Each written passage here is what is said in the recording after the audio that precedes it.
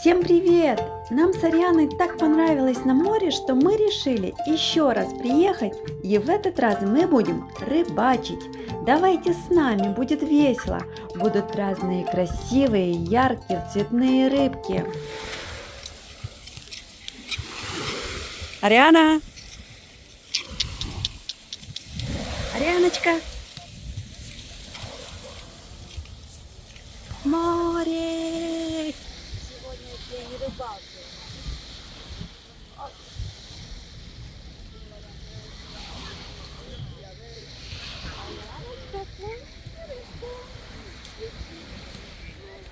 Смотри, какая большая, красивая рыба.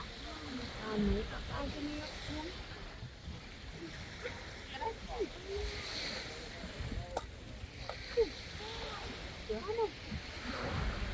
А вот это давай смотрим. А ну.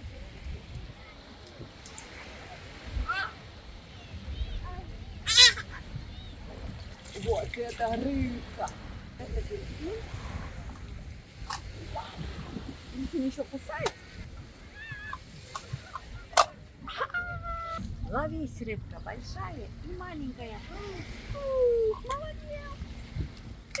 Целая ведерко с рыбками. Смотрите, какую красивую рыбку мы поймали. Ну, вторую и третью. Ой. Какие мы молодцы!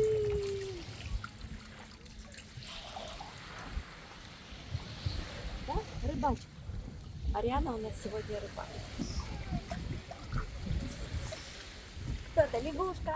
Лягушка, квакушка! Лягушка, квакушка!